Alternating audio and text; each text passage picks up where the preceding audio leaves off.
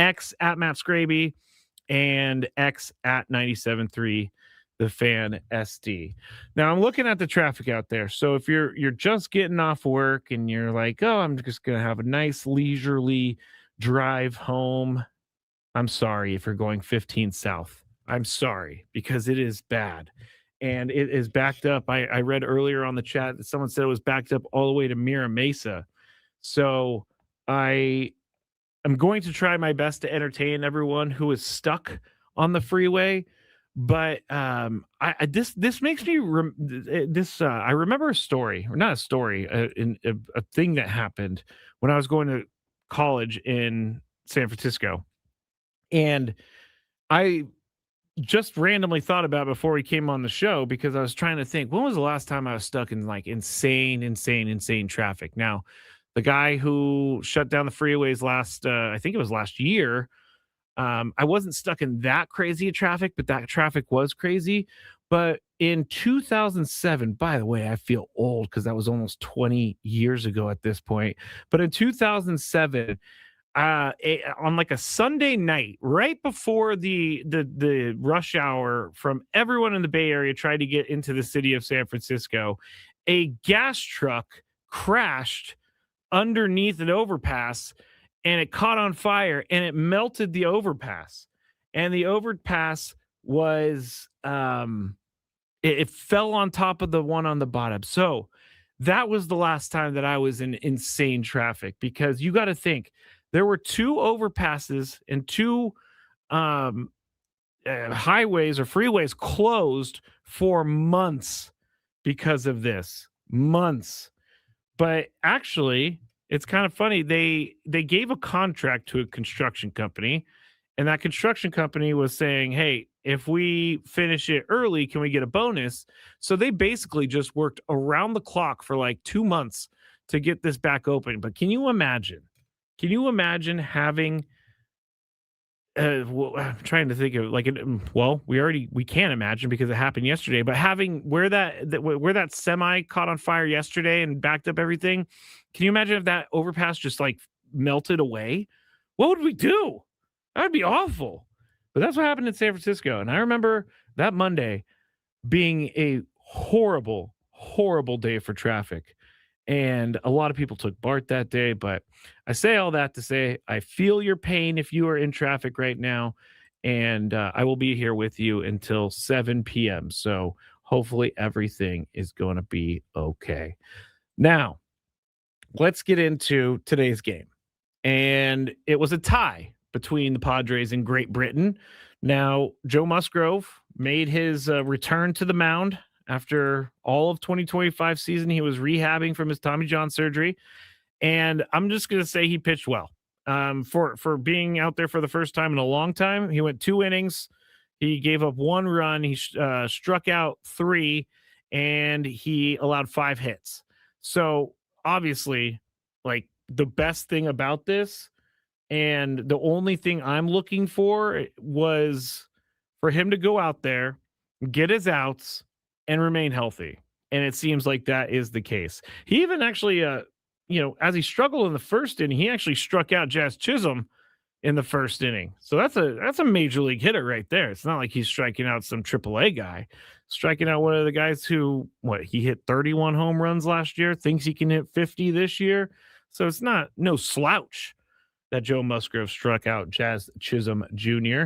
But other than that, it was there was a lot of players that played in the game today for the Padres that we probably wouldn't recognize. We recognize Samad Taylor. We recognize Sanabria just because I love his name.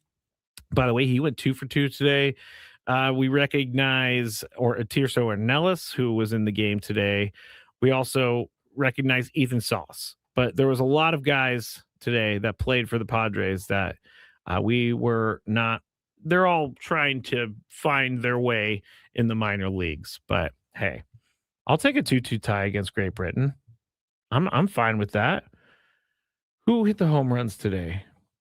I believe, MLB.com sometimes does a really great job but I need to refresh the page from time to time. I don't know if anyone else has to do that. You know what? I'm not going to be able to figure this out while I'm on the air. That was not smart. Not smart at all. Now let's talk about this. And we're going to hear from Joe Musgrove in just a second, but let's talk about this Yahoo Sports article, 6 Under the Radar MLB X Factors. And I think it's time for us to give AJ some credit. People are always talking about AJ and how he did this and he didn't do that and things like that. But AJ Preller found David Morgan as an undrafted free agent in 2022. They signed him. He ended up appearing 41 times last year with a 2.66 ERA in his rookie season. So going from an undrafted free agent in 2022 to the big leagues in 2025 and making an impact in 2025, that is good stuff by AJ Preller and the rest of the scouts. That is really good stuff. And you have to give him his credit for this, because these are the players that are going to end up helping you win World Series. Guys like David Morgan, I trusted him last year in high leverage spots. I think that he can pitch in many different parts of the game, like many different situations. He can go and he could open a game. He could probably close the game. I don't know if he could start a game and like go multiple innings until you've stretched out, but there's all the spots for him. And I am a big fan of David Morgan and going into 2026. So you can count on him to be a part of this Padres roster and be a part of the bullpen, I would think, when opening day is upon us, which is in 22 days, Chris told me. 22 days until opening day, which it can't get here soon enough. I just want baseball to be here.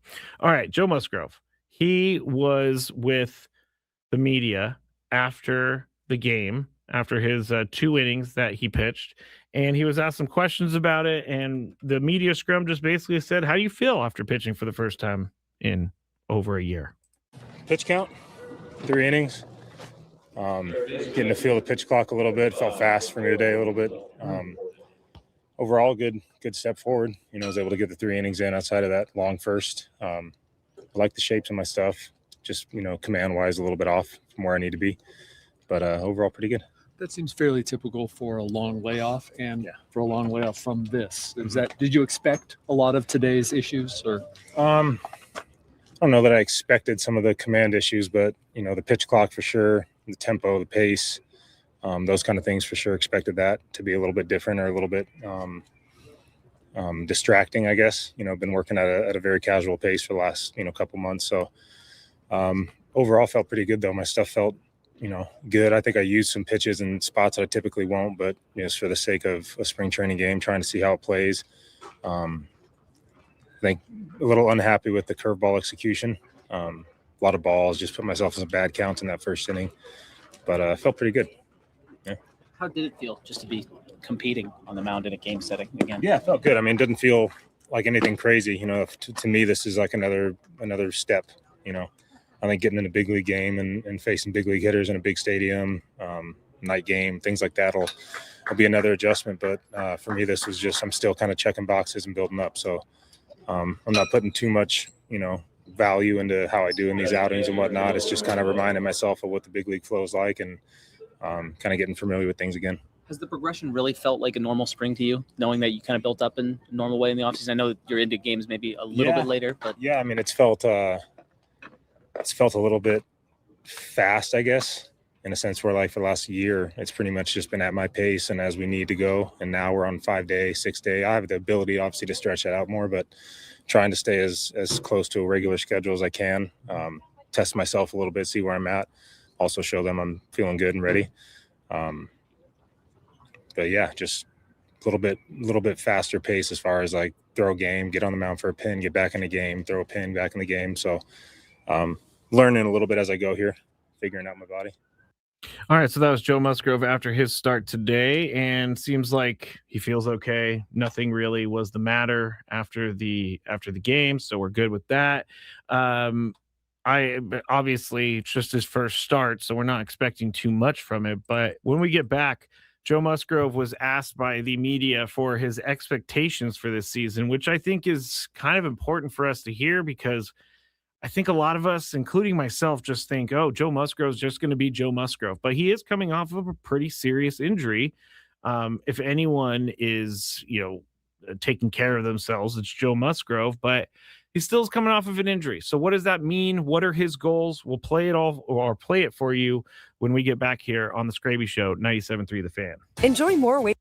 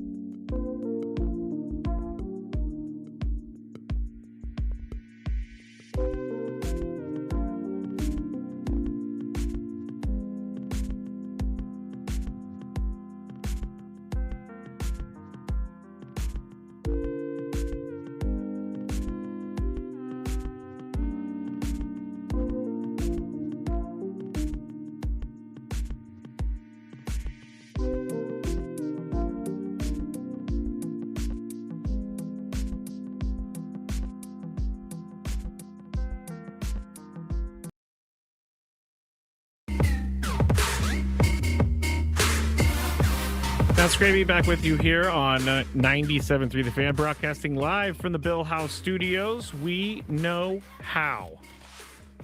One of the things I didn't mention from the Padres game today that I definitely should have mentioned, because I'm a huge fan of this guy, but Randy Vasquez was awesome today.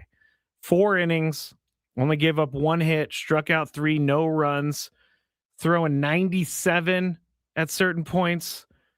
I was looking at it, and his sinker and his fastball are nearly the same speed or nearly the same velocity, I should say. And so whatever he did in the offseason, because he said he worked really hard in the offseason to come into this year and be able to do things that he wasn't able to do the previous years. He worked hard with Ruben Niebla to get some velocity on his pitches, and whatever he did, it is paying off. So Randy Vasquez, don't want to put too many eggs in that basket, but right now he is pitching great. And I like that. Because I do like Randy Vasquez a lot. And I think he's going to get a better chance at staying in the game a little bit longer this year. I think he's going to be able to work through some issues. I think he's earned that. But as Chris said earlier today, Randy Vasquez is really taking the drama out of the number 4 spot in the rotation. And that's because he has been so good. Very good. All right.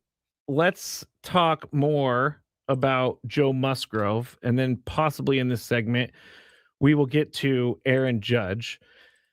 I just listened to his speech again. And I feel bad for the guy. Not really, because he's making a ton of money. But I kind of feel bad for the guy because he's obviously not a motivator. And he does his talking on the field with his bat, but we'll play the speech because it was cringeworthy. But we talked about it before the break. Joe Musgrove, what are the expectations that we should have for him this year? Well, I'm going to base my expectations off of what Joe Musgrove told the media earlier today. What are your expectations for this year? That's a broad question, I guess. I'd like to stay healthy all year. I got expectations are different. I mean, desires are, I got a lot of those. Expectations, I haven't really put many expectations on myself other than to just go out and compete. I feel like I'm one of the best at going out and competing regardless of what I got. And this is kind of a chance for me to work on some things, because the last few outings of spring training is going to be going to that, compete mode and not really think about delivery, mechanical stuff. Just go out there and compete and try to get some reps at like a game tempo. So expectation wise, just get the competitive juices back and make sure I'm out there, competing. Desires, I got a lot of those. How much, maybe back when you were really just rehabbing, did you look at the success some guys have had? There have been some guys that come back. Coming off TJ? Like, how much are you familiar with kind of the range of what could happen? Yeah, I mean, I've seen guys be really good. Talked to a lot of guys that, say that they don't feel normal or they don't feel back to themselves till about that 2-year mark. So I've got all these things that I'm aware of, but I'm not really trying to put myself into one of those classes right now. I'm kind of just taking the ball every 5th day and see how I recover and adjust as we go. But I'd like to come back and be able to stay healthy and make my starts. Don't expect to make, 180, 200 innings, but I expect to be able to take the ball consistently throughout the year and be productive. How did you feel about the 4-seamer today? Yeah, it felt good. I felt 3rd inning. I had long inning in the 1st. I think we got up to like 60 pitches today, so that's the highest I've been pitch count wise. I feel like last half of that last inning was a little tougher for me to get it up, 93, 94. So a slight fade off, but I feel like that's somewhat expected as I'm building up pitch count. I haven't thrown, I think, over 45 in a game setting, so that was the first time getting up there in competition mode against hitters, getting up to 60 pitches. So hopefully this raises the bar for me, and next time out I'll be able to maintain a little longer and just keep building.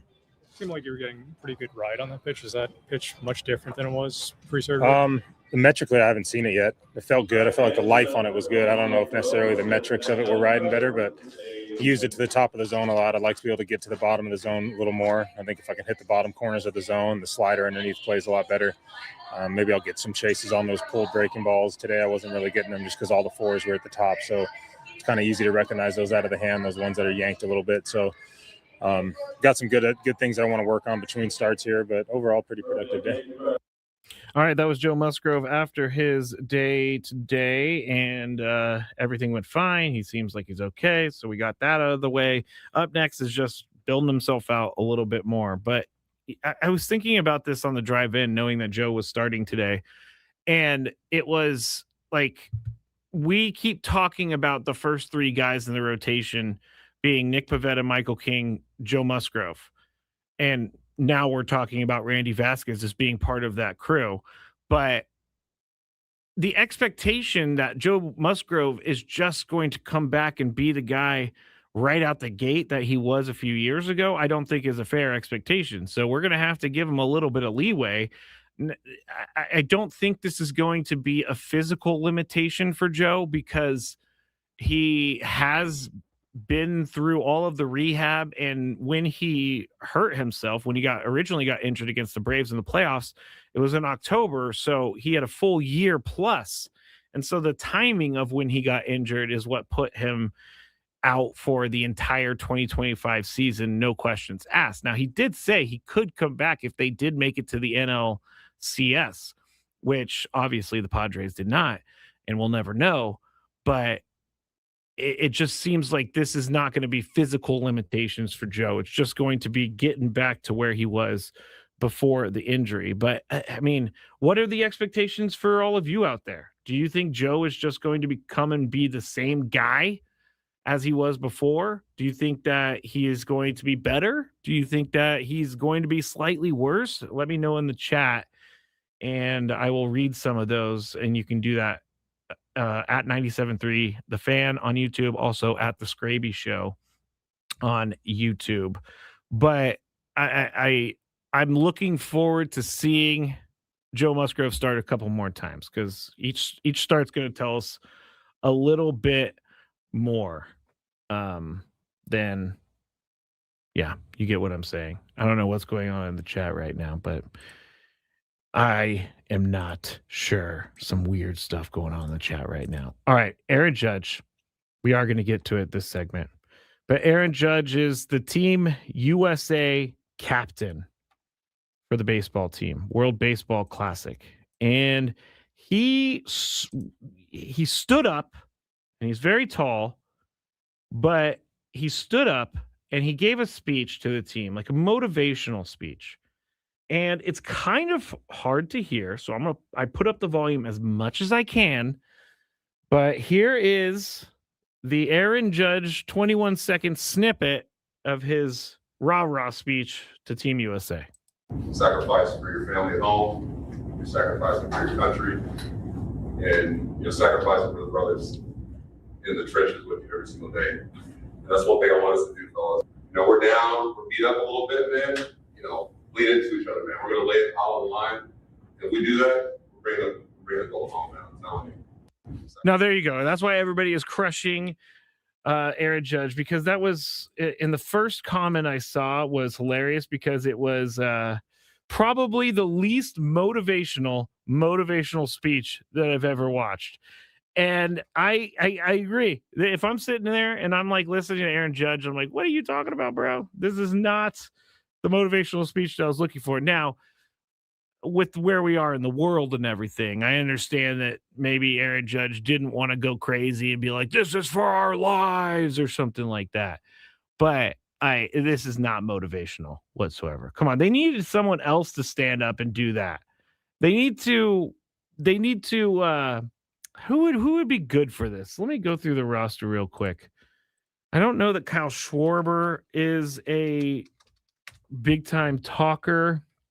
I mean, there's got to be someone on that roster that would be much better to do a motivational speech than Aaron Judge. Maybe, I mean, Cal Raleigh could be good. He's a good interview. Bryce Harper. Let's see. You can't have someone like PCA up there. Maybe Byron Buxton. You got Tarek Skubal. Paul Skeens does not seem like a guy who wants to be up in front of the entire group trying to rah-rah them. Mason Miller doesn't seem like that guy either. So I would either go with Cal Raleigh, Bryce Harper. I think that's it, because everything else would be as boring, I think, as Aaron Judge in his speech. Yes, people are just giving him a hard time, but man, that was brutal. I should maybe I should do my own Aaron Judge speech to the Team USA. I'm thinking right now. Prolific says Scooble. I have heard him talk. He is a good talker. He's not really an entertainer, which I guess you don't have to be when you're giving a motivational speech, but you got to know that you need to raise your voice a little bit to give a motivational speech. But I'm excited for this World Baseball Classic. I think everybody else is as well. They start Friday against Brazil, and it's going to be, I believe, at 5 p.m. Now, Friday on the station, we have the Padres spring training game is going to be at night on Friday. So our show, Gwen and Chris, is going to end at 5, and then you're going to get a game thereafter. And we're going to start ramping up games on the station. But I cannot wait. Clay says something smart. They are already the best in the sport. Self-motivation should be all they need. They represent. It's not too far off, Clay. Not too far off. I kind of agree with that.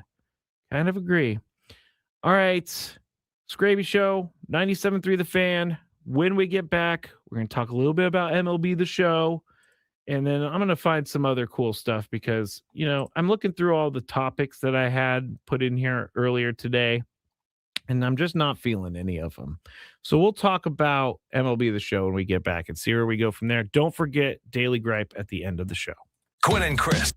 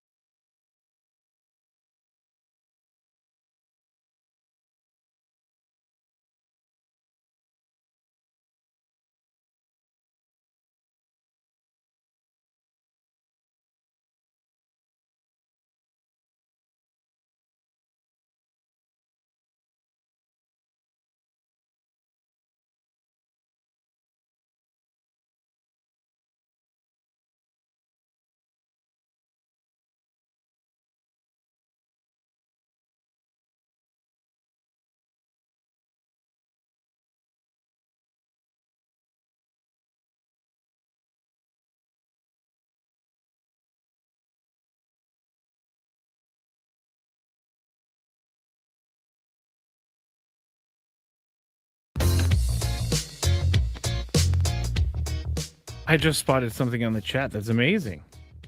One of the listeners to Skraby Show and all the shows, Neil, won the Guns N' Roses tickets for the February drawing. So congratulations, Neil. It's nice to actually, know the person that won. Although last year Rod was the biggest fan, but congratulations, Neil. Guns N' Roses, that's something I think, I don't really take advantage of trying to pull strings and get tickets and stuff, but I might have to do that. I might have to pull some strings for Guns N' Roses. Now, Neil also said something that I was going to bring up in the break. He said, I'm a huge Musgrove fan, but I'm not expecting much this year. I had him penciled in as the 4th starter. Randy, number 3, usually takes guys a year to regain form after TJ surgery. I don't disagree with this. It does usually take them a little bit to get back. And I guess I think we have to lessen expectations for Joe Musgrove. I think we do. Neil went on to say a decent year, sub 4 ERA, 130-ish innings, and no setbacks would be a W in my book. You do have to take that into account. You want Joe Musgrove to make it out of this year healthy and ready to compete in 2027. So I'm not really sure if they're going to go with like an innings limitation with Joe. I'm assuming there's some sort of metric that they're going to be using to make sure that Joe doesn't go too much. But I don't mind at this point in time with what's been happening in spring training. I don't mind putting Randy Vasquez in the number 3 spot. I actually don't think the 3 and the 4 is too big a deal. But Randy Vasquez has just been pitching so well this year that how could you not try and move him up a little bit? We'll see how that goes, but I think that's an interesting thought, Neil, because I think that we really do need to lessen our expectations just a little bit. Just a little bit. All right, Matt Skraby, Skraby Show, 97.3, The Fan. We are going to... Oh, Rod said something. No, Joe, comeback player of the year 2026. That would be amazing. If you want to watch, go to The Skraby Show on YouTube, at The Skraby Show. SKRAB as in boy Y. Also 97.3 The Fan on Facebook and YouTube. And X, at Matt Skraby, or at 97.3 The Fan SD. Now, MLB The Show is coming out, I believe, in like 10 days or something. I think it was March 13th that it's going to be coming out. And if you're not aware, it's a baseball game and it is really fun. And I've bought the last 2 years to play and they've been great. I love the career mode. That's where I'm at with MLB The Show. I love going through the minor leagues. Actually, in MLB The Show 25, you start in high school, play a few games, and you can either go pro or you go to college and up your draft stock. But I mean, I think everybody does this. I know I do it, but they give you an opportunity to be a dual threat player. So of course I'm a pitcher and I'm a guy who hits 50 home runs. Now, you can't control who drafts you or anything like that. So I was drafted in the game by the Rockies, which was very unfortunate, but that helped me hit my 50 home runs because obviously Coors Field. But here's why the game is so unrealistic.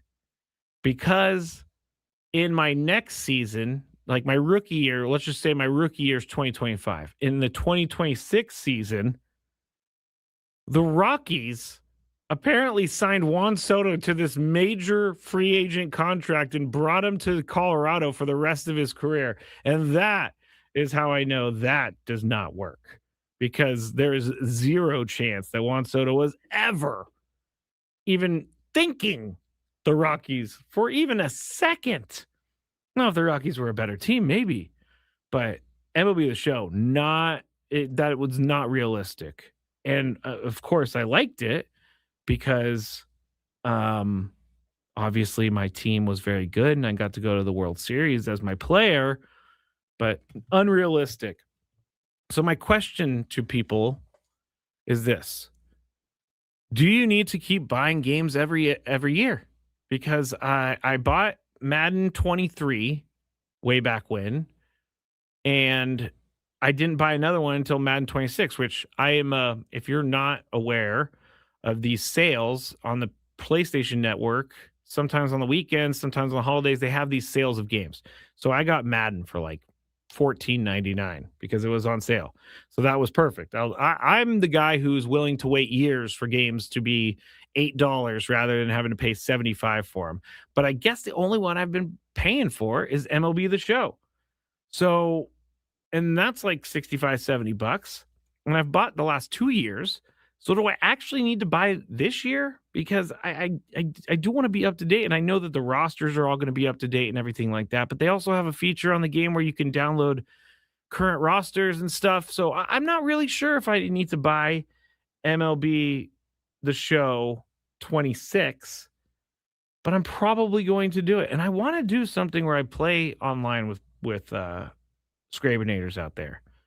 But I just don't know how that would ever work. So if you have any thoughts on MLB The Show 26, then let me know. And I will listen to them. Yes, that's what I was saying. I will listen to them. All right. Some bad news for the Reds. And the reason I'm bringing this up is because Tony and I talked about it last week in the Big Five. And it was Hunter Green, pitcher for the Reds, who was really angry at some of the things that was being said about him online and social media, about his want to be in Cincinnati, just questioning his character, basically.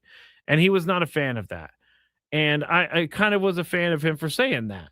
And last year he had a good year. And Hunter Green's always been one of these guys who, you know, you're waiting for him to be that ace. And he took a step closer last year, but they've had to take it in for an MRI because he's experiencing stiffness in his right elbow. So that's not good. And I don't want this guy to go on the IL for the entire season or something like that. The Reds are a team, I think, that are on the precipice of being a team to reckon with in the playoffs. Like last year they made it. They played the Dodgers. They got crushed.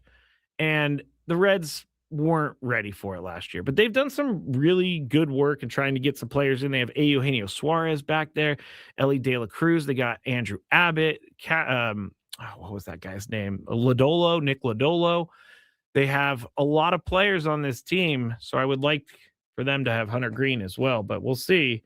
We'll see. He's going to be examined, or he was examined by team physician, and then have a second opinion from Dr. Neil Elatrash, which, if you don't know, he's like James Andrews back in the day. James Andrews always was the guy who did all the big surgeries for athletes. Neil says, thank you, Precipice. Skraby with the expanded vocabulary. Yes, I am trying. That's really funny. Because every morning now, for the last month, I wake up and I do a thesaurus game. And I'm trying to learn more words to bring to all of you. Now, if I use them correctly, I'm not sure. But it'll make me sound smart, at least for a little bit. Craig Stammen. Now, we didn't talk about this much on the show, but Fernando Tatis Jr. is hitting leadoff for the Dominican Republic. I mean, I guess we did talk about this on the show, but we didn't hear from Craig Stammen. Because now all of a sudden social media is like, well, if the Dominican Republic can bat him leadoff, then we can bat him leadoff. Why aren't we batting him leadoff? And I said, this is what I said earlier. Two things. One, I don't think Fernando wants to hit leadoff. He's never said that explicitly, but there are times where he makes it very clear that leadoff might not be the best place for him. And number two, the Dominican Republic team, way better than any major league team. They have so many stars. So that's why Fernando is hitting leadoff. But it is an interesting storyline because of everything we've been talking about in spring training. So Craig Stammen was asked by the media about him hitting leadoff for the DR. No, I mean, I didn't talk to Albert about where he was going to put it, but obviously saw he was leading off, which is cool. Like, Todd's a great leadoff hitter and could be our leadoff hitter at some point too. sure he loves it. He's playing for a great team. They got a great lineup, and he gets to be the first one that the pitcher sees. So that really just tells me who cares? Who cares? That's what it tells me from Craig Stammen. And he's right. I mean, it's not that big of a deal that he's hitting leadoff for the Dominican Republic. And I've said this. I would much rather him hit third or fourth because I feel like he's going to have more opportunity to drive guys in. And when you have more opportunity, it just number one, when Fernando's in the mix, it energizes him and it makes him play a lot better. And when he is doing his thing and he's on a hot streak, there's no one better in that lineup. So I would like for him to hit in the third or fourth spot. I think that maybe he goes to the leadoff spot this year, but I'm not sure. I think they're kind of trying to distance Fernando from the leadoff spot. You heard Craig Stammen saying that he could be at some point this year, but you do have to leave the door open just in case. But I think they're kind of giving us some hints as to, yeah, that's cool that he's hitting leadoff, but we're all good. He's having fun. Craig Stammen was also asked about Fernando and Manny playing for the DR yesterday. Yeah, I saw a few highlights. We had a meeting last night. We were watching some of the game in between what we were talking about. I know Manny was very excited playing in the Dominican Republic for the first time. I know Toddy was very excited also. It just shows like what two of our best players are capable of doing when they're amped up and excited about what's going on. And it was a sight for sore eyes for all of us watching those guys perform in that way and being at their best. It was cool to see. And that atmosphere in the Dominican was amazing. Having been there for the first time this winter, it was just kind of cool to see like that atmosphere be brought to the Team Dominican Republic, and in that stadium, just the raucous atmosphere. It was pretty cool to see. It makes you feel like, there should be some more baseball games in the Dominican Republic. I think they're going to do that because they saw the success of it yesterday. By the way, I wanted to read this comment on top from when Craig Stammen was asked about Fernando hitting leadoff. First comment. I'm a sucker for comments because the funny ones. But first comment, Albert Pujols should have been the one managing this team. Huge whiff by Preller yet again. I don't understand these people. Albert Pujols, again, we forgot about him a long time ago. Was I a fan of Albert Pujols to become the manager? Yeah, I was. But as we get further out from it, I'm not crying over it. I'm not crying that he's not the manager of this team. He's not a manager of any team. And he would be I was just about to say he would be a first-time manager, but so is Craig Stammen, so that would undermine my own argument. But I'm fine. I'm okay. I think the Padres are in the right spot. Seems like things are working in the right direction. And so when I see comments like that, I laugh. Albert Pujols should have been the one managing this team. Huge whiff by Preller yet again. And what managers or general managers, what general managers don't whiff from time to time? I just talked about it in the beginning of the show. AJ Preller went and plucked David Morgan off of the undrafted free agent pile in 2022. That's only one, yes, but also hit on Fernando. The White Sox didn't know Fernando was going to be that guy. Hit on Fernando, hit on Jackson Merrill, hit on some of the trades, hit on some of the pitchers, like Jeremiah Estrada. We just talked about David Morgan. Getting Randy Vasquez in the trade was huge. They still have Johnny Brito. I don't know if he'll ever be a big part of this team, but they still have him somewhere in the system. So I don't think AJ Preller has had a huge whiff. I think that is a little bit of an overreaction. Speaking of overreactions, did anybody hear me earlier? No, you didn't, because my daily gripe, I'm just going to get into the daily gripe now. What's annoying Skraby today? Let's find out. It's time for the Daily Gripe. Neil's on it today. Stammen has a plan, is already showing a willingness to adapt. Schilt never deviated from his plan. That's true. He did not deviate from his plan, which ended up becoming somewhat of a problem. But we don't have to worry about that this year. All right. The Daily Gripe. I'm much more calm than I was earlier, but I was very upset earlier because the emergency alert system is something that we're required to play. I understand it's important. Actually, before I worked over here, I was across the street and I worked for the station that actually pushed the EAS test. And one time, I got to push a tornado warning in San Diego, which is fun because no one else can say they pushed a tornado warning, which that was back in the day. I think the tornado was in La Jolla or something like that, but it was a long time ago. So anyway, I understand the importance of the emergency alert system. However, here at the station, it seems like all of the emergency alerts, whether it's the weekly or the monthly, end up on our show. And how it goes is we have something, we call it the stack. So what you're hearing right now is in the stack. And it's gonna, when it's over, it's gonna hit the next thing in the stack, and it just keeps going down. They keep removing the top and moving up the bottom, if that makes any sense. So at the end of the hour, when I'm supposed to hit the music, I have a trigger where I have to click this button to make sure that it's gonna hit the music on time. And when I hit that button, it always just cuts everything from the station off and ends up taking us into the emergency alert system. Now, I have tried to tell people this happens far too often and it ruins the show and it makes me look stupid because it always happens to me. Now, am I stupid? No, I'm not stupid, but from time to time, I'm not the smartest in the world, but I know I could handle this EAS test because the worst part about it is we don't have any idea when it's going to hit. So as soon as I click that button, it just pops up. And so earlier today, we were playing Joe Musgrove, and I really was like, it was 20 seconds left in the video, and it took us offline. And I threw my headphones, and I got really mad, and I started texting Adam, and I was like, why can't we figure this out? So my gripe is this. The EAS test, the monthly test, being so egregious all the time with our show is my daily gripe.